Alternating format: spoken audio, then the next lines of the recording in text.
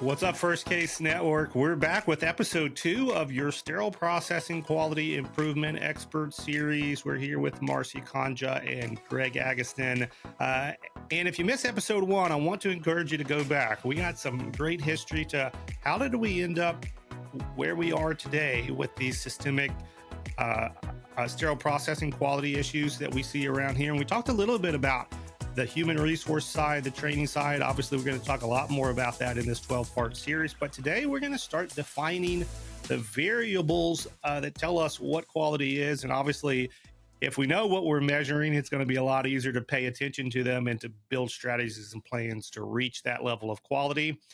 I don't want to steal anyone's thunder. So, Gregg, maybe kick us off. How would you define what quality looks like in sterile processing? Yeah, so I defined quality, Hank, in a very systematic way based upon Lean Six Sigma, and looking at sterile processing strictly as a production area. We're manufacturing a product, and that product is being manufactured for the ultimate use of the surgeon, right? So we can process instruments. If it gets delivered to the OR, there's not a surgeon in that room, nothing happens. So our real end goal customer is the surgeon. We just want to make sure he or she has the tools necessary to provide service to their patient, right? And in doing that, we help improve patient quality of care.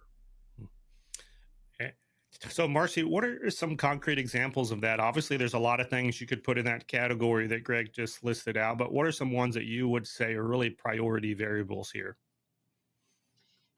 Staffing, actually, and making sure that they're proficient. I have been in a number of hospitals. Gregg and I tour all over the country, and I would say that I rarely come across a hospital sterile processing department that is adequately staffed. One of the things that we see is that the OR has expanded. They've added more rooms. So they have a new team on. They have a new nurse tech and, whatever's needed for that individual team room. But sometimes they don't think about sterile processing. They don't think about the person that they need to add downstairs or how many people they need to add to support those rooms. And it's really not by room number or case volume. It's by complexity of cases, types of instruments, and volume of instruments that we look at for just the OR. But some of the other things that we look at is the duties that the sterile processing department does. A lot of them do durable medical equipment for the floors, make rounds on the floors. So all of those are things that we look at when we're determining a staffing model for a department. You have to look at everything that they possibly can do. Okay, Marcy, you brought up a really important point there about the proficiency of the staff as well as the number of the staff. And I definitely see that, to your point, even if they're not technically understaffed on paper, if you start digging into the proficiency of their staff, many times that's where the gap is. It's like, yeah, you got the right number of heads, but the training and the gaps in trainings has led us to a really inefficient staff processing workflow, et cetera. And so, yeah, terrific points to highlight. Gregg, what about equipment and supplies? What role does that have in this quality conversation? Yeah, so what Marcy and I have done, and again, kind of looking at broadly the goals of sterile processing. So we boiled it down to keep it very simple. We call it AFS. So availability of instruments when needed, functionality of those instruments, and safety of those instruments. Those are the three goals that the SPD has got to satisfy for each and every patient, right? Instruments must be available, functional, and safe. Meaning tested functionality. We also follow the IFUs for processing and sterilization, and it's safe to use on the patient. What we find is when, staffs are put under pressure because of quick turnover or whatever it may be, volume of work that's sitting in the department that needs to be processed, staff will switch over and convert to availability, right? They'll skip steps for functionality testing, may not test scissors, may not test insulation, may not look down the bore, things, etc.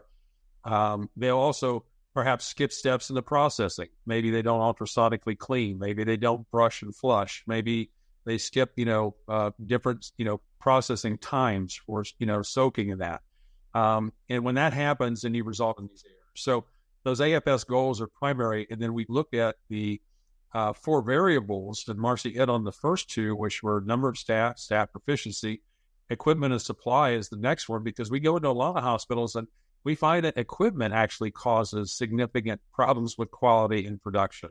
If the equipment is not maintained, we've gone into numerous facilities where we've looked at washers, cart washers, and literally a recent hospital, 50% of the nozzles of the cart washer were blocked with fuzz and plastic and debris. So they weren't spraying. So therefore, you're not getting proper cleaning, and it results in higher errors, contaminants being left in the instrument trays and containers and things of that. So that equipment and supply component is the third leg. And then the fourth leg of it is the efficiency. So you got 4 variables that the SPD manager can work with: number of staff, staff proficiency, equipment and supplies, and then efficiency. So what are you doing to improve your efficiency in the department?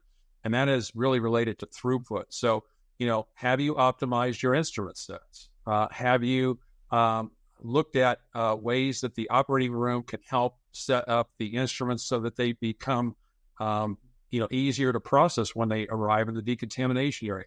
Really, when you think about it, again, back to, SPD being a manufacturing site, we're producing a product.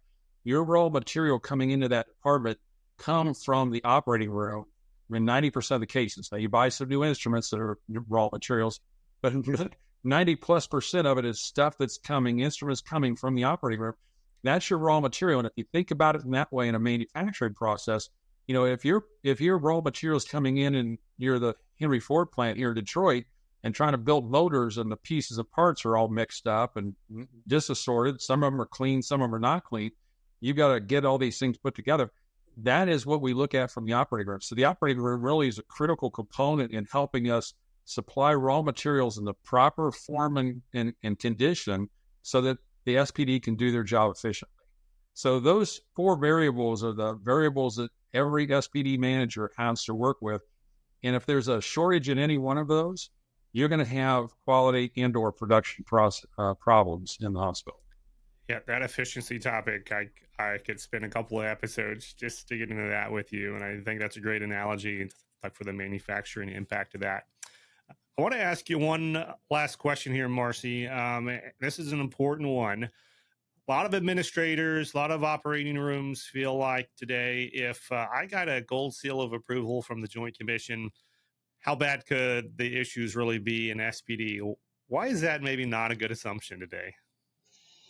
Um, while I love the Joint Commission and the DNB and et cetera, all their accrediting groups, I do know that they have a limited time within the department, and their focus sometimes is on specific things that they're comfortable with, that they know they've been educated on.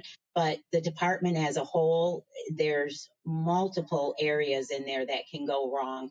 And I'll be honest, as a sterile processing manager, I was able to guide people through the department how I wanted them to, or you can answer a question. That doesn't mean you're always doing it. So you have to have the proof.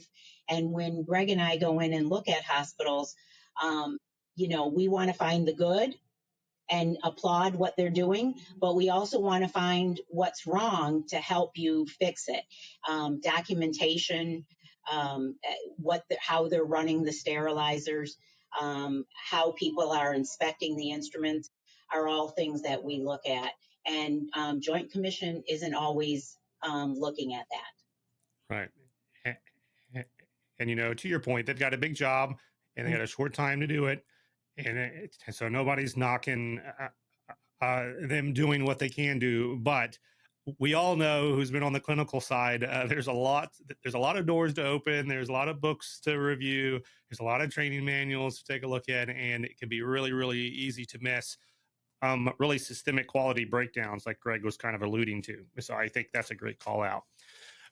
We're going to wrap episode 2 right here. We're going to go next episode into a theme that's already come up on the first 2 episodes. We're going to dig into it a little more thoroughly on episode 3, and that's the question around sterile processing staffing. It is a challenge. It's one of those, if you talk to an operating room manager, it's got responsibilities for SPD.